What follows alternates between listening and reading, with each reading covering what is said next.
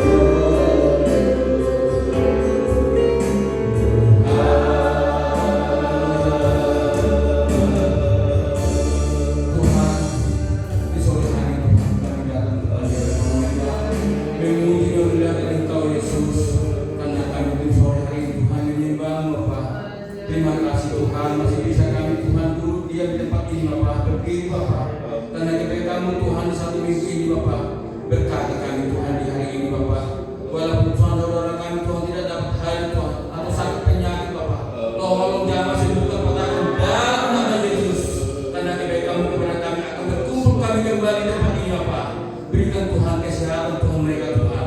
Kuatkan iman mereka Bapak. Begitu juga Tuhan yang ada pekerjaan di hari ini Bapak. Berkati Tuhan maupun perjalanan tempat ini Tuhan. Berkati Tuhan. Tuhan kami menyembah Tuhan. Hamba-Mu mendapatkan firman-Mu di sore hari Tuhan. Berikan Tuhan kesehatan Tuhan. Berikan Tuhan kekuatan Bapak. Berkati Tuhan pelayanan Bapak. Kami serahkan semua dalam tangan-Mu di dalam Yesus Kristus di dalam kami. Haleluya. Amin.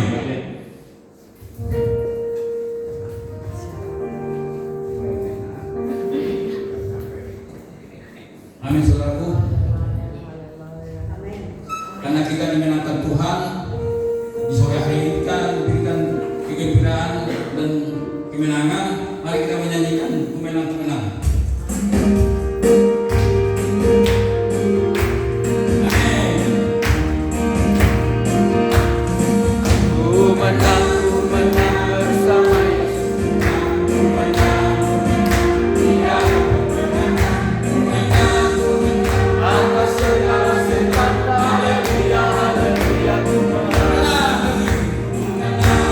Bersama Yesus, ku menang bersama Yesus.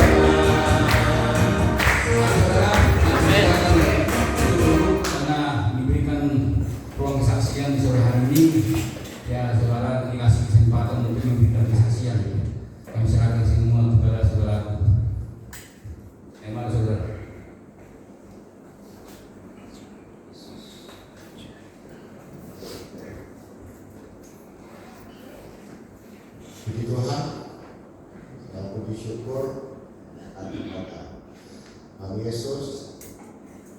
Dalam kesempatan sore hari ini saya masih mengucap syukur karena Tuhan itu baik dan selalu baik, sangat baik. Kalau dimana dalam satu minggu yang lalu saya 5 hari ada di rumah sakit menemani Bapak yang secara mendadak yang dilarikan ke IGD karena awal yang dia rasa dilarikan ke IGD cuma diare.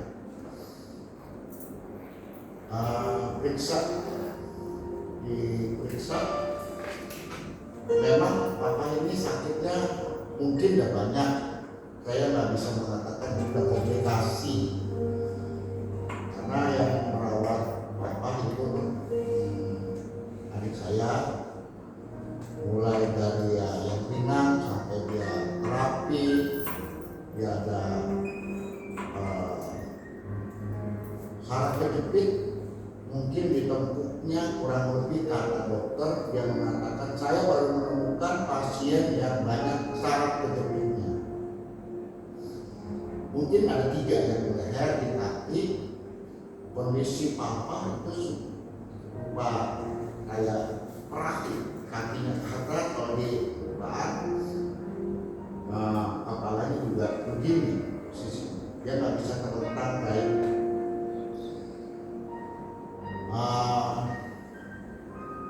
Pada diperiksa karena seperti itu, di biasa yang kita kontrol mengatakan ini harus dioperasi besar karena badan di dalam ini mungkin udah banyak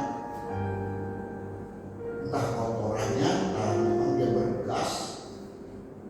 Sebenarnya itu kalau misalnya bagian organ tubuh yang di dalam, yang saya dengar ya, usus atau kantong yang ada di dalam perut ini dia terganggu, dia nempel dan juga di perutnya itu keras kayak batu. Maka itu dokter mengatakan ini harus dibedah karena di rumah sakit yang biasa kontrol nggak bisa menangani, dirujuk ke Hermina. Ya cukup jauh dari rumah kami, ada di kota Bogor, kalau kami dari kabupaten.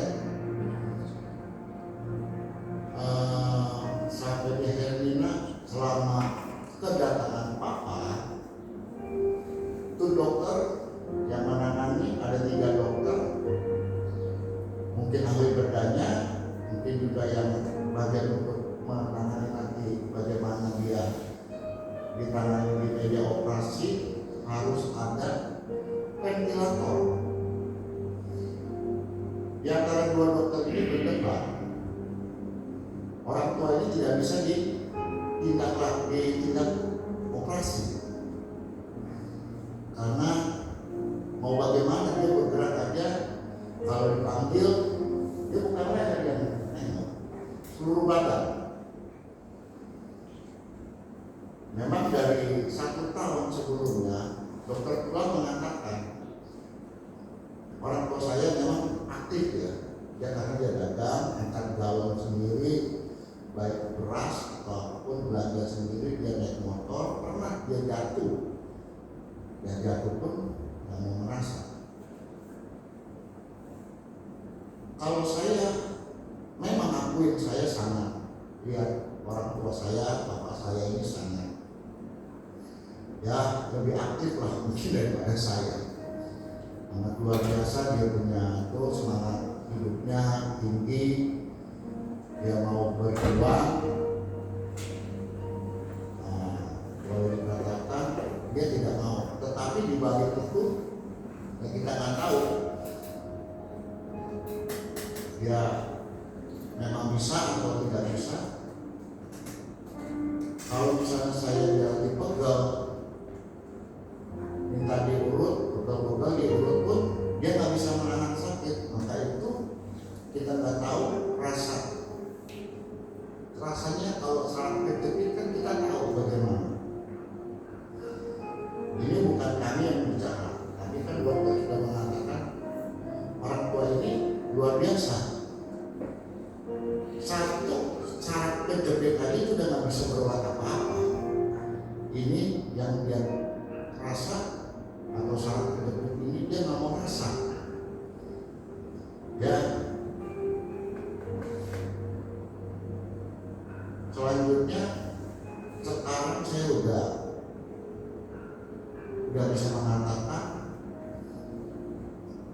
Bapak ini dalam pertolongan Tuhan. Di rumah sakit Hermina, dia tidak bisa menangani juga, dibawa ke Cipto karena Bapak masih dalam perawatan. Kamu pindah ke Cipto. Di Cipto dari nol lagi. Terakhir saya mengikuti grup keluarga, Bapak nggak bisa dioperasi. Ya, disinilah yang mungkin bikin ya nggak tahu ya, keluarga ada yang beda pendapat, ada yang bilang, oh puji Tuhan. Kalau diurutin dengan penyakit orang tua kami, prediksi dari dokter bedah, ini tumor harus diangkat. Tidak diangkat, akan terus akan bertambah. Makanya bakteri yang ada di dalam tubuh ini, kita kan pasti setiap hari kebutuhan kita makan dan minum. Nah, dari makanan ini yang kita tidak mengetahui. Minum, ya minuman mungkin karena di rumah warung biasa minum atau apa, makan sama makan. Dokter hanya bisa mengatakan makanan-makanan yang ada di depan mata kita itu tidak menjamin, bahkan kotor. Ya, ini kalau saya petik pelajaran kata dokter ini, buat saya secara pribadi, saya harus lihat orang tua atau bapak saya ini bahwa dia gampang sekali untuk makan atau minum yang ada, bahkan kasomai atau ya jenis-jenis lain lah jajanan. Kalau saya tunggu selama 5 malam 4 hari ini, saya melihat banyak yang mudah mandul, apalagi yang terakhir Bapak yang mengkirim ke RSCM, 2 yang meninggal, 4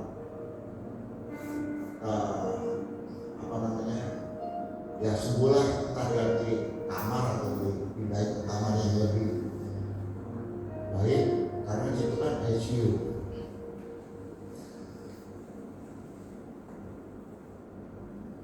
Saya merasa bangga kalau apa yang memang saya punya, saya bisa memberikan yang terbaik untuk orang tua. Di situ saya mengatakan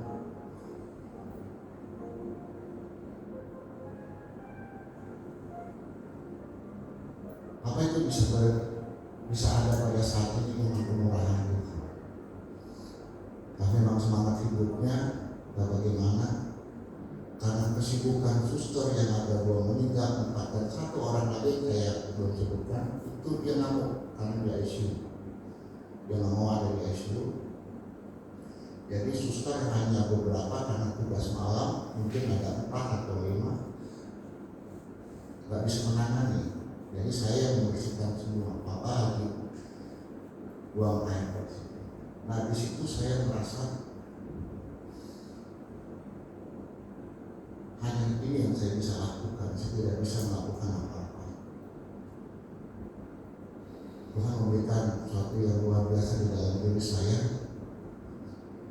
Kalau saya mungkin pada saat ini ya tidak bisa memberikan yang lebih, hanya tenaga saya 5 hari 4 malam saya full, pulang sedikit hanya ganti baju, istirahat paling 2 atau 3 jam, itu juga paling banyak karena perjalanan saya antara Cijeruk sama Jasmine rumah sakit Hermina tersebut itu makan waktu 1 jam.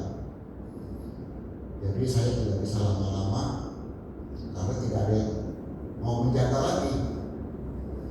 Nah, kebetulan pada saat yang saya katakan tadi, saya membersihkan kotoran semua. Selama saya di situ dan di ICU itu bukan hanya itu saja yang keadaan yang kritis gitu. Di ICU selalu tiap hari itu keadaannya kritis. Ada yang menjerit-menjerit, ada yang ya bagaimana lah. IGD mungkin kalah berisik kali sama ICU. Jadi pada saat ini saya hanya bisa mengatakan, bantu kami dalam doa. Bagaimana keadaan saat ini juga saya belum mengikuti perkembangan demi perkembangan. Saya pulang jam 2 saya sampai, istirahat sedikit, saya langsung tidur, bangun pagi. Saya tidur lagi di siang hari, dan sekarang ini ya puji Tuhan yang saya ikuti perkembangan.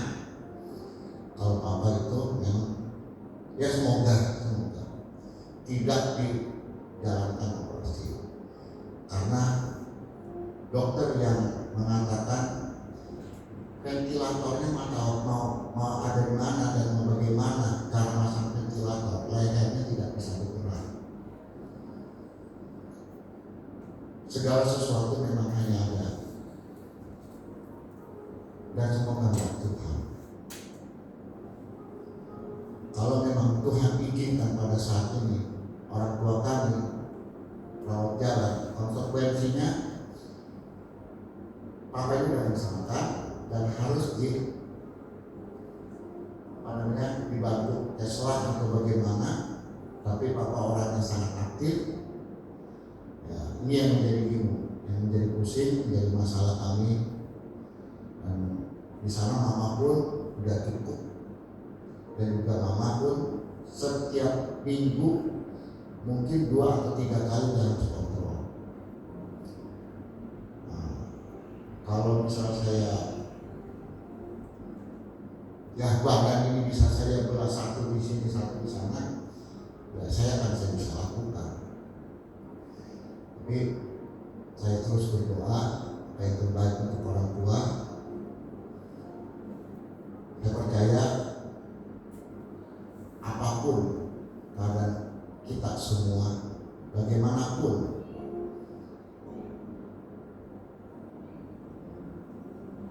Tuhan kita selalu ada. Kalau di mana saya saat ini juga ada, itu bukan diri saya yang saya hebat, itu juga bukan Papa yang hebat. Percaya kita semua, Tuhan kita luar biasa. Sekali lagi Bapak Ibu Gembala sidang jemaat, bantu kami dalam doa, bantu Papa yang terbaik untuk Papa. Puji nama Tuhan, Tuhan berkati. Mungkin saudara masih ada diberikan kesempatan di sore hari ini. Mari saudaraku. Ya, saya juga bersaksi ya. Saya berterima kasih pada Tuhan. Kenapa saya berterima kasih? Saya kesaksian masalah TK kami yang di sini bukan kata Tuhan, bukan rencanamu, tapi rencanaku. Ketika kami dalam arti rencana mau beli ini, ternyata saya bilang lebih kalah kita percaya dengan Tuhan dibandingkan orang kaya, karena merasa dia berhasil saya orang kaya bisa saya beli. Ternyata dia datang, belum kami kasih nomor teleponnya punya rumah, langsung dia cari nomornya, langsung bayar. Berarti dia bertuhan duit dan tidak mengenal siapapun di samping kiri kanannya. Dia merasa dia hebat, tapi kami doakan supaya dia sehat, supaya mungkin lebih dekat lagi dengan Tuhan. Karena saya pikir ya kalau memang ibaratnya mungkin bukan rezeki kami, buat apa lagi? Ya memang rencana Tuhan juga. Langsung sudah kami booking di Rajek Mulia, dekat rumah sakit yang baru itu ada puri perumahan Rajek Permai. Harga rumah itu sekitar hampir 300. Ya mungkin disitulah rencana Tuhan kami di sana. Sudah kami booking, dan termasuk perumahan itu bagus juga, luas, namanya puri ya. Cuma mahal di situ aksesnya. Ya itu juga Tuhan lah. Tapi tolong doakan supaya kami bisa lolos di dalam posisi angka kredit nanti. Memang sih kredit, cuma kami besarkanlah DP-nya supaya meringankan angsurannya. Jadi itulah mungkin rencana Tuhan, dan kami juga sudah di sana, mungkin akses di sini juga kami dekat dikit siswanya. Kalau di sana perumahan baru sangat banyak, karena TK kami di Raja juga udah ada satu, tinggal menambah dua, mungkin kami akan dirajat lagi, buat sekolah lagi jadi dua. Yang mudah-mudahan puji Tuhan, diberkati Tuhan, dan itulah ibaratnya kesaksian. Dan termasuk juga saudaraku, kalau contohnya saya hari Rabu kebaktian, saya nggak bisa karena saya kuliah malam, mulai jam 7 sampai jam 10. Jadi kalau ditanya gimana pas terus, memang inilah kesaksian saya, dan puji Tuhan sudah keluar satu lulus, nambah lagi saya satu lagi. Jadi tetap kami 3 kuliah, 1 rumah tangga. Tetapi ya puji Tuhan lah, semua rencana Tuhan untuk kebaikan. Ya supaya nggak bertanya saudaraku, ditanya hari Rabu pas kebaktian, ya memang saya nggak bisa karena memang harus saya kuliah setiap hari, mulai Senin sampai Jumat, cuma Sabtu doang. Makanya saya tinggal sama Ibu Gembala, saya bisa pelayanan cuma Sabtu, bukan karena nggak mau saya senang melayani Tuhan, karena itulah mungkin kebaikan Tuhan. Ketika kita dekat dengan Tuhan, apapun yang kita inginkan, yang kita rencanakan, tetap dalam hati didengarkan oleh Tuhan. Ya terima kasih, dan tolong mohon didoakan supaya kita lebih sehat lagi, dan saudara-saudara kita yang sakit kita supaya disembuh, supaya dia bisa kembali, kita berkumpul kembali. Mari kita menyanyikan untuk kenal Tuhan. Kalau ucapkan nih, mari kita beri saudaraku, karena ini ada keramaian Tuhan di sore hari ini. Pasti diberkati kita sore hari ini dari tempat ini. Haleluya.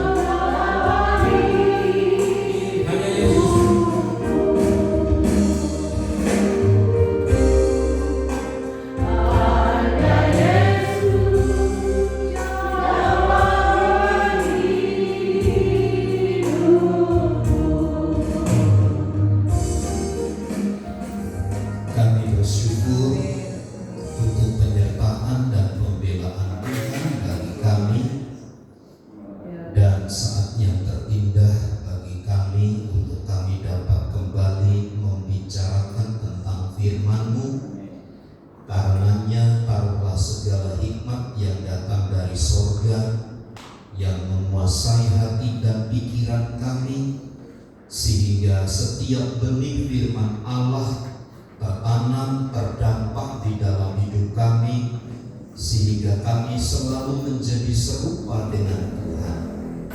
Segala tipu daya dan pekerjaan iblis kami tolak dalam nama Yesus, dan kami siap diberkati. Di dalam dan demi nama Yesus kami berdoa. Setiap kita yang siap diberkati bersama katakan amin. Puji Tuhan. Silakan duduk. Shalom Bapak Ibu Saudara. Puji Tuhan. Kitab Efesus pasal pertama ayat 15 dan ayat yang ke-16. Efesus pasal pertama ayat 15 dan ayat yang ke-16. Yang sudah menemukan, mari kita baca bersama-sama dalam hitungan ketiga, 2, 3. Karena itu, setelah aku mendengar tentang imanmu dalam Tuhan Yesus dan tentang kasihmu terhadap semua orang kudus, aku pun tidak berhenti mengucap syukur karena kamu, dan aku selalu mengingat kamu dalam doaku. Puji Tuhan. Minggu lalu saya sampaikan begini. Ada satu ketertarikan dari Paulus kepada jemaat-jemaat di Efesus. Karena memang jemaat Efesus itu punya nilai lebih dibanding yang lain. Kalau kita membaca secara terperinci, maka apa yang menarik bagi Paulus itu tidak hanya sekedar relasi yang terbangun antara Paulus dan jemaat di Efesus, bukan hanya tampilan-tampilan yang tampak pada luar diri Paulus atau jemaat Efesus, tetapi tingkat dari ketertarikan itu melebihi dari nilai-nilai yang saya sebutkan tadi.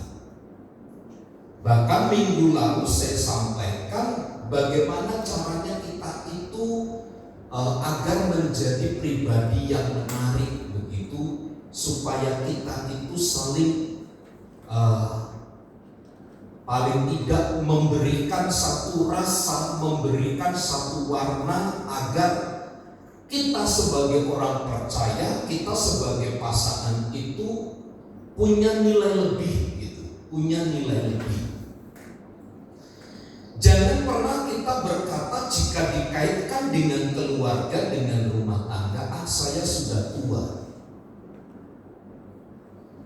Jangan pernah kita berlindung di balik usia kita. Jangan pernah kita bersembunyi di balik kelemahan-kelemahan tubuh kita. Karena kita harus memberikan daya tarik kepada pasangan kita masing-masing. Karena menurut saya ini sesuatu yang penting. Daya tarik itu tidak boleh hanya sepihak. Saya sebagai seorang suami menuntut ibu gembala, kamu harus berpakaian begini ya, yang begini ya, lipstiknya harus agak sedikit hitam gitu, rambut tolong dicat jangan putih semua, mungkin begitu ya. Tapi saya tidak pernah menganjurkan untuk dicat. Gak apa-apa putih semua seperti pakai mertua saya, biar saingan, gak apa-apa, bagus. Tapi paling tidak ini loh ya, saya sendiri pun tidak boleh menuntut hanya untuk mendikte pasangan, tapi saya sendiri pun harus berusaha menjadi pribadi yang menarik begitu bagi pasangan. Kemarin kan rencananya kami itu hanya akan mengantar ya, termasuk Mikael, Noel sama Lorenzi. Saya mikir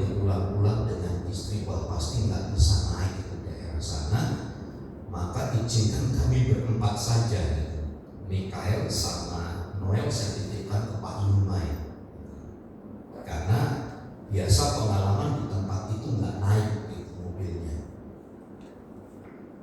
Nah, tapi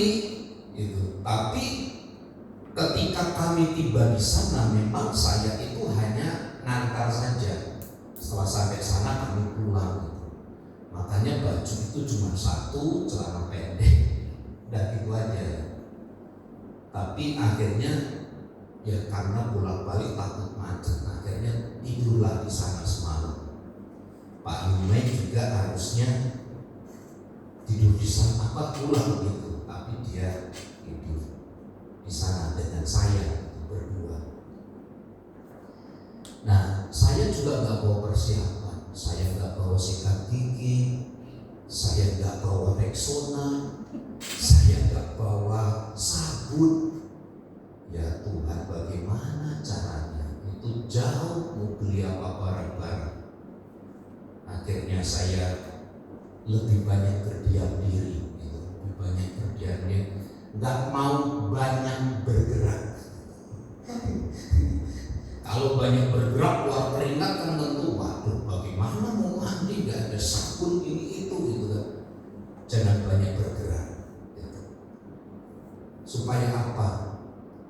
Kalaupun kelihatan kusut, paling tidak nggak bau, tetap menarik. Itu caranya, paling tidak di tengah kekurangan tetapi belajar untuk menyelipkan satu nilai supaya dianggap lebih. Ya ngomongnya agak pelan-pelan, jangan kenceng-kenceng, kan begitu, supaya dijaga dengan baik. Nah saudaraku, maksud saya begini, kita itu saling harus memberikan dampak itu kepada pasangan. Kenapa? Karena Paulus melihat jemaat di Efesus itu punya daya tarik. Dan sekali lagi, seperti apa yang dikatakan oleh Paulus kepada 2 Timotius, kitab 1 Timotius pasal yang kedua, kitab 1 Timotius pasal yang kedua, ayat 9 dan ayat yang ke-10. Tolong salah seorang bapak atau ibu yang ayat ini bantu saya untuk membacakan 1 Timotius 2 ayat 9 dan ayat yang ke-10. Itu bukan hasil pekerjaanmu. Jangan ada orang yang memegahkan diri, karena kita ini buatan Allah, diciptakan dalam Kristus Yesus untuk melakukan pekerjaan baik yang dipersiapkan Allah sebelumnya. Ia mau supaya kita hidup di dalamnya. Ya, sekali lagi Pak, 1 Timotius pasal 2. Kitab 1 Timotius pasal 2 ayat 9 dan ayat 10. Tadi benar ya? Bukan, demikian juga hendaknya perempuan Ya, betul. juga hendaknya perempuan hendaklah dia berdandan dengan pantas, dengan sopan dan sederhana. Rambutnya jangan berkepang-kepang, jangan memakai emas atau mutiara ataupun pakaian yang mahal-mahal. Tetapi hendaklah ia berdandan dengan perbuatan baik, seperti yang layak bagi perempuan yang beribadah. Ya. Rupanya pada zaman Paulus, di mana Timotius itu melayani pekerjaan Tuhan, ada wanita-wanita yang suka berdandan, memakai emas, perhiasan-perhiasan yang mencolok, kemudian rambut dikepang-kepang. Itu adalah ciri-ciri dari perempuan berusia waktu itu. Jadi itu adalah tanda-tanda dari wanita yang bersila pada waktu itu. Nah, seharusnya orang-orang percaya tidak memberikan daya tarik hanya terkonsentrasi kepada hal-hal yang ada di luar, memakai emas, kemudian rambutnya dikepang-kepang. Tetapi di dalam ayat yang ke-10 ada satu kata yang terlihat di situ.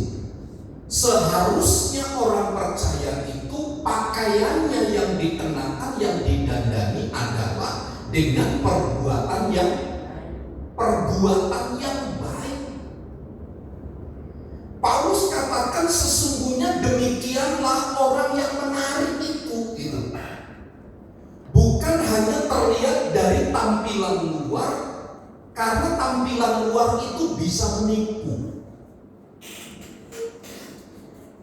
Kita tidak jarang kan dengan informasi di angkot, ya. Di angkutan umum itu orang pakai celana necis, sepatunya bagus, disemir, atasannya dengan batik yang baik, kemudian klimis rambutnya, dia bawa tas. Rupanya itu dipakai sarana untuk mencari keuntungan, jadi copet. Kan itu sering ketangkep kan, mengelabui. Nah, dandanan yang paling baik sebagai orang percaya agar tertarik, diminati, memiliki daya tarik itu adalah perbuatan-perbuatan baik. Artinya yang di dalam inilah yang perlu dibenahi. Tetapi menurut saya begini Bapak Ibu Saudara, pernyataan Paulus kepada Timotius ini juga tidak berhenti pada titik itu, tidak memberhentikan bagian yang luar ini juga dibenahi. Menurut saya begini, kalau dalam itu yang dibenahi baik, maka otomatis yang luar pun akan menjadi baik. Lagu tadi yang kita pujikan dari kitab Mazmur, hati yang gembira itu adalah obat. Hati yang gembira itu berasal dari dalam. Kalau yang dari dalam itu bergembira, maka sakit itu akan bisa hilang. Begitu konteksnya. Kalau kita membaca dalam kitab Efesus pasal 1 ayat 15 ini, ada dua hal yang menjadi daya tarik Paulus atau jemaat Efesus, sehingga Paulus itu memberikan satu apresiasi yang tinggi kepada mereka dengan berkata ayat 16, aku pun tidak berhenti mengucap syukur karena kamu. Yang pertama, apa yang menjadi daya tarik itu dalam ayat 15, setelah aku mendengar tentang imanmu dalam Tuhan Yesus. Yang pertama-tama rupanya Bapak Ibu Saudara bukan rambut yang berkepang-kepang seperti yang disampaikan kepada Timotius. Bukan perhiasan-perhiasan yang baik, yang banyak, yang mewah, bukan.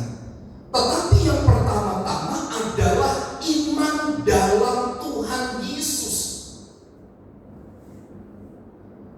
Menurut saya ini adalah prioritas utama pasangan suami istri. Yang harus dikejar adalah bagaimana imanmu dalam Tuhan Yesus.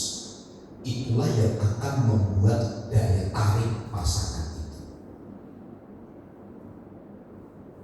Memang ada orang-orang tertentu benci kalau istrinya itu selalu datang beribadah. Atau sebaliknya, kalau suaminya setia, ada yang benci, istrinya benci. Sampai dulu sering kita dengar ada istilah, kamu hari Minggu ke gereja, Rabu ke gereja, Kamis ke gereja, Sabtu ke gereja, tinggal saja di gereja, begitu. Bikin aja tenda kontrak di gereja. Padahal menurut saya Bapak Ibu Saudara, ketertarikan pasangan suami istri tidak digantungkan kepada seberapa cantik menariknya paras watak bodinya, tetapi sesungguhnya kepada dasar yang paling utama, dasar yang paling krusial, yaitu tentang iman dalam Tuhan Yesus.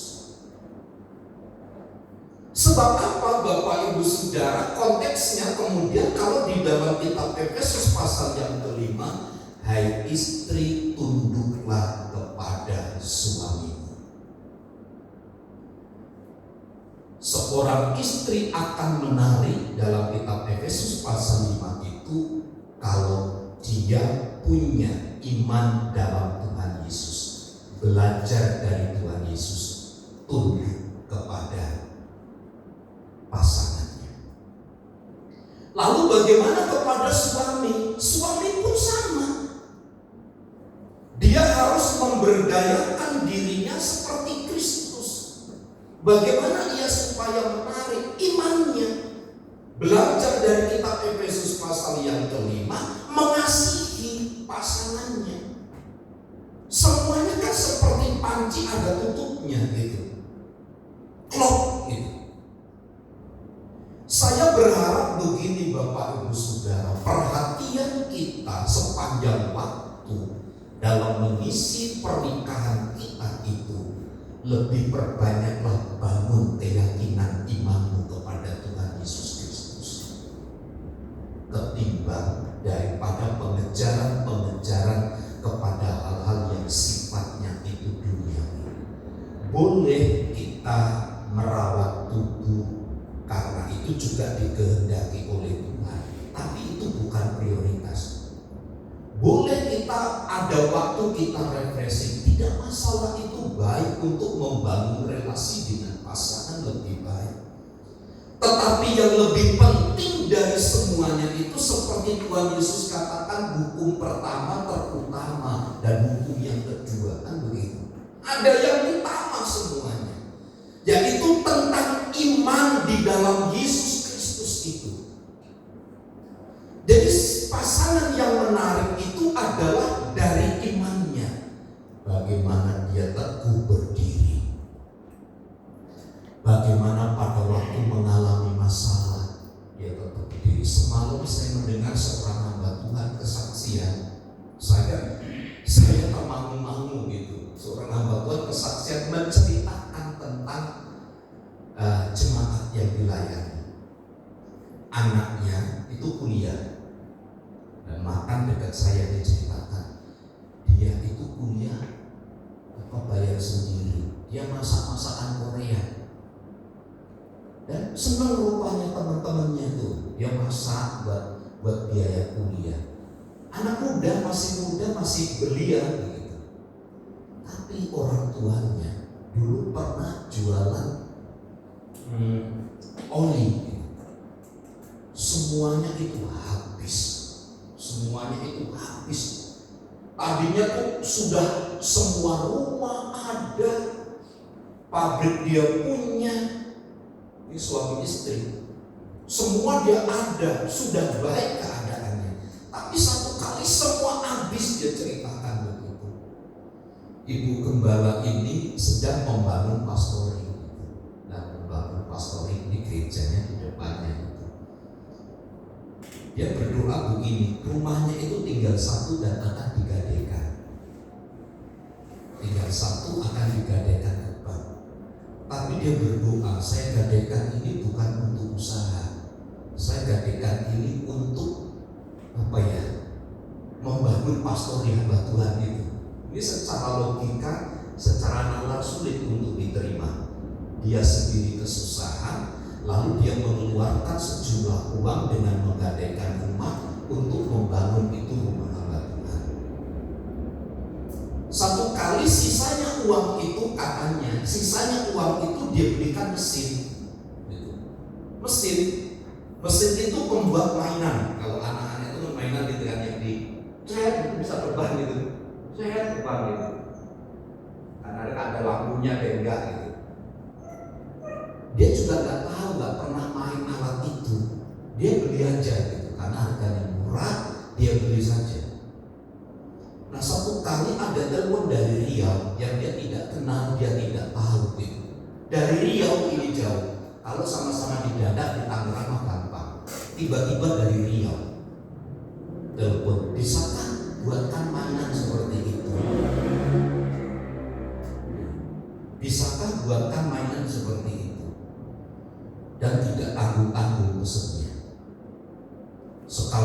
itu 1 kontainer.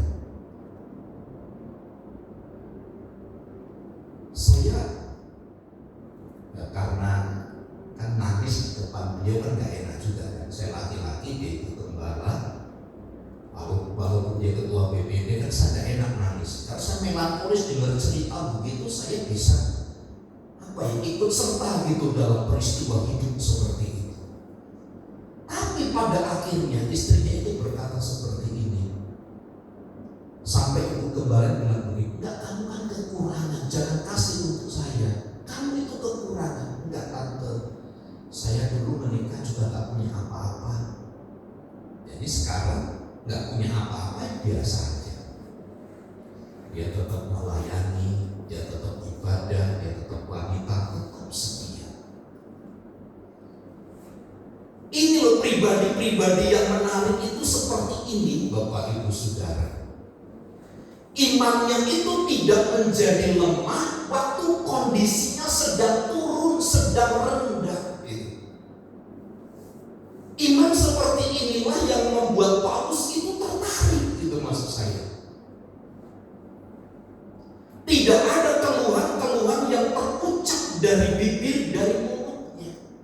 Nah, seorang percaya pasangan hidup yang menarik itu adalah dari imannya.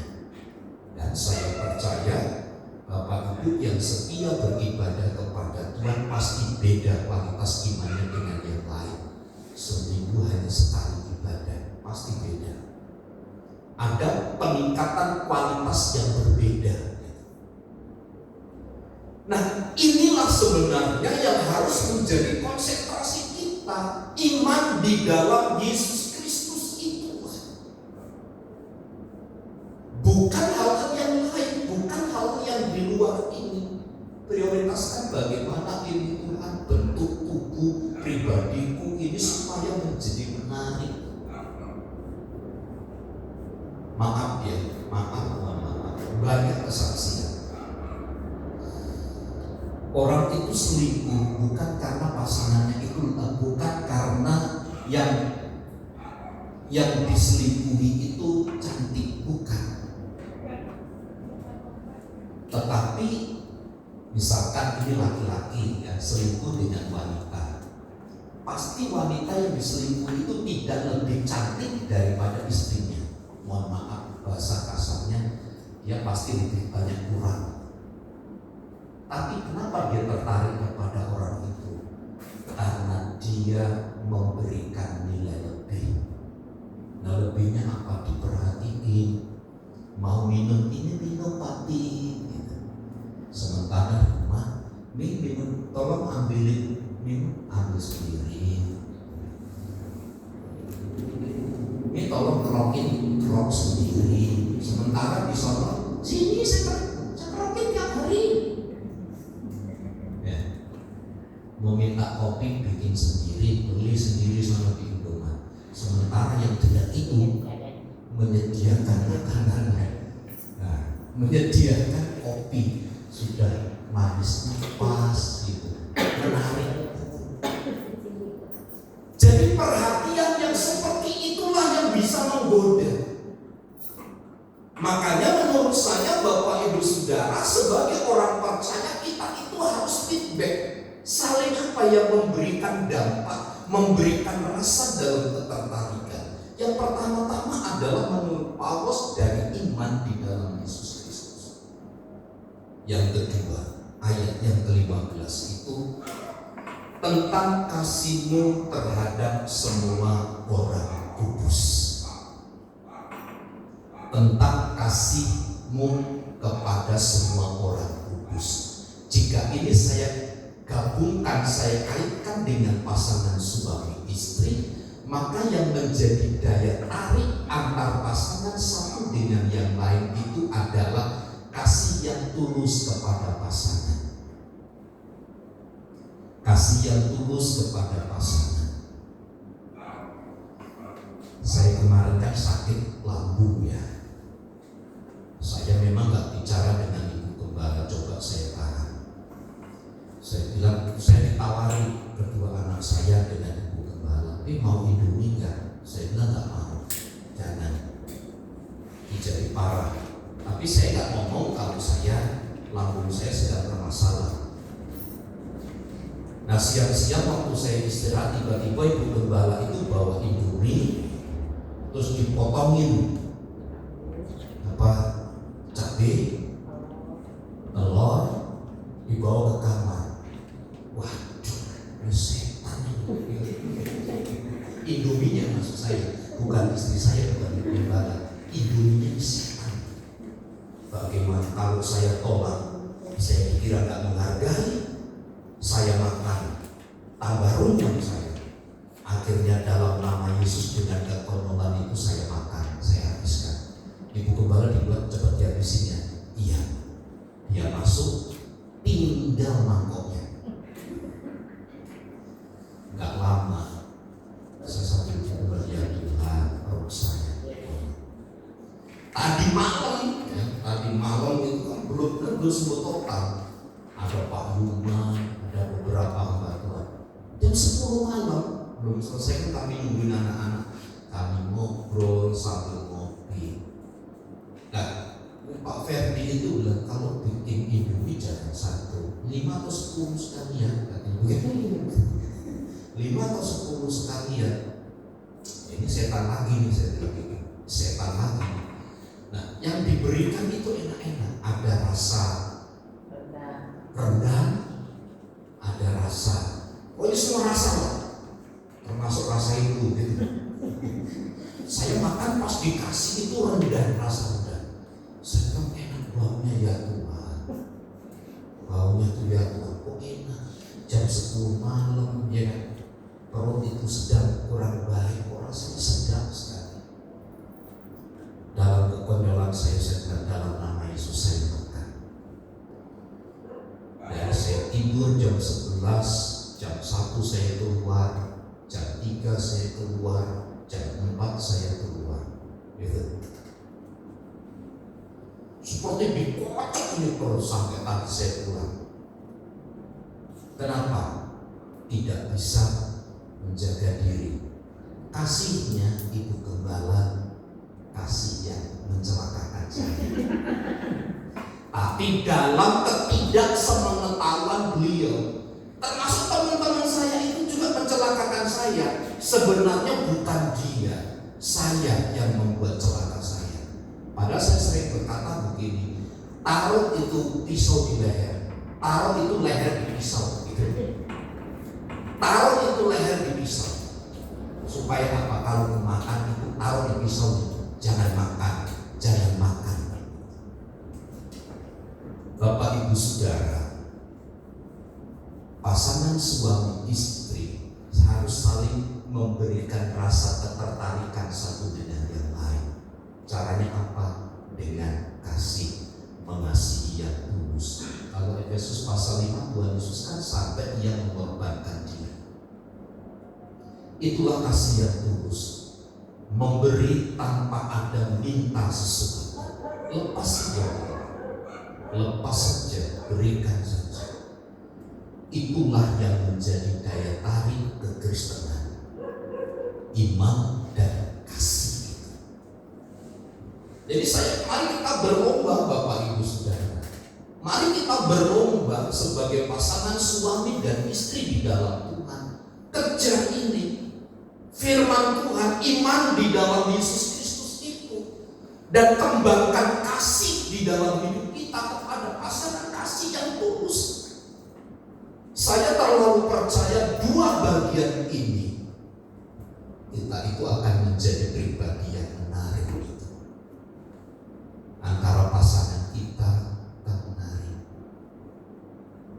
Suami tertarik selalu pada pasangannya, istri tertarik juga kepada pasangannya dan sebaliknya. Kenapa? Karena punya iman di dalam Yesus Kristus.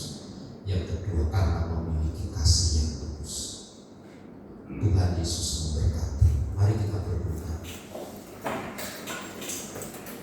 Untuk beberapa pemahaman dan renungan dari firman Allah ini, sampailah kami kepada satu kesimpulan.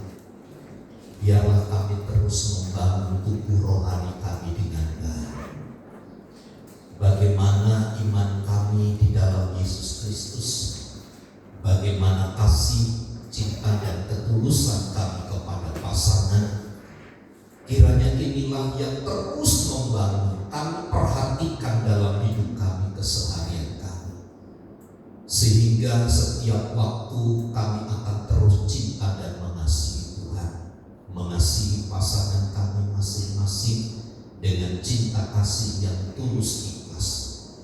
Karenanya setiap benih-benih dari firman Allah ini terus tumbuh kembangkan di dalam akal pikiran kami, di dalam loh hati kami yang terdalam, untuk tersimpan selalu menjadi sebuah tanda untuk pengingat akan kami.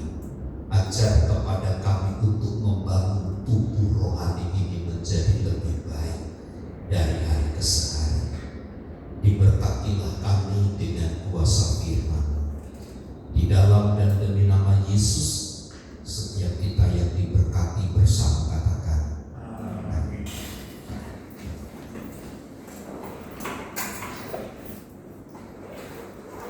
Terima kasih firman-Nya.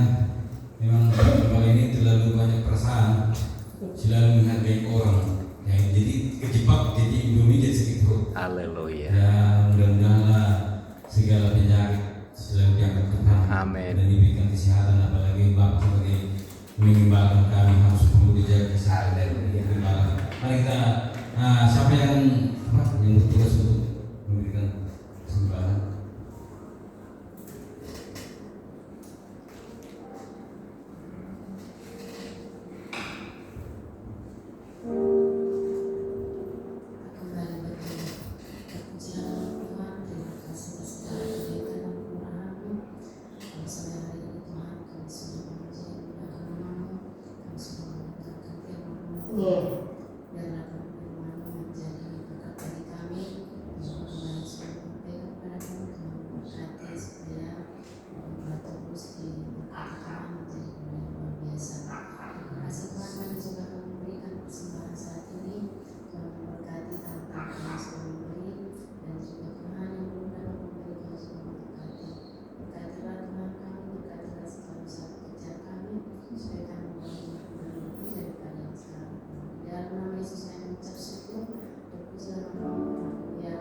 Amin.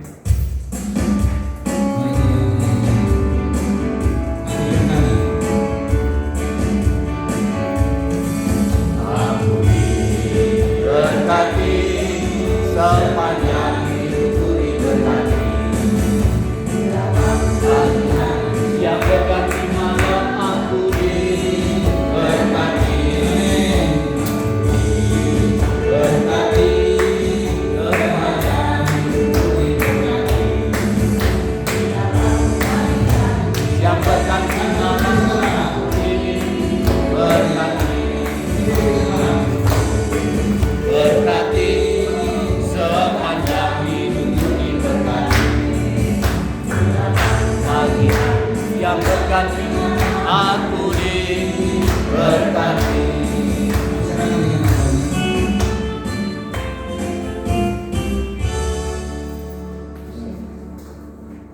Besok ibadah disertai dengan perjamuan kudus. Baik, mari kita berdoa. Kami mengarahkan pandangan dan perhatian kami selalu kepada Tuhan. Kiranya Tuhan yang terus menumbuhkan keyakinan dan iman kami kepada-Mu. Kami berdoa bagi pergumulan Bapak Novianto untuk orang tuanya yang sedang sakit.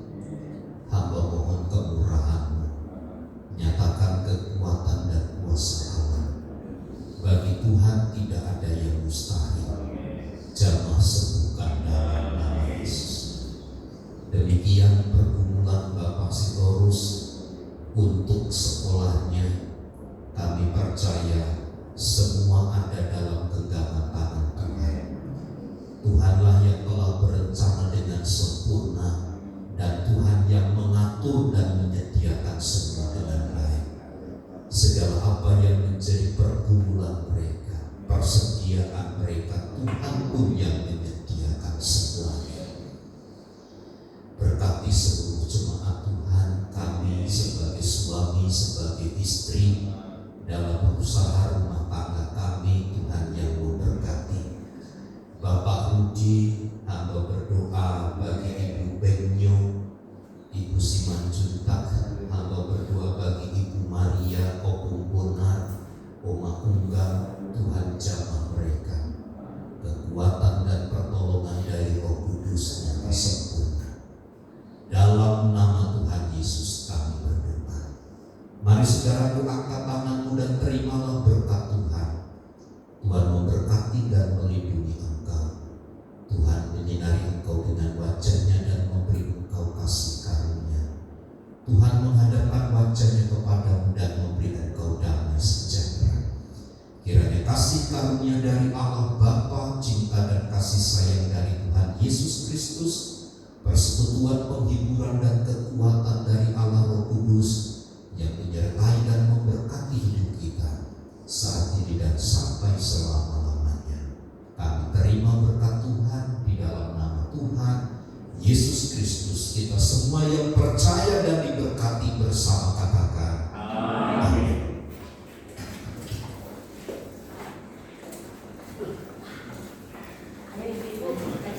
Latihan sekali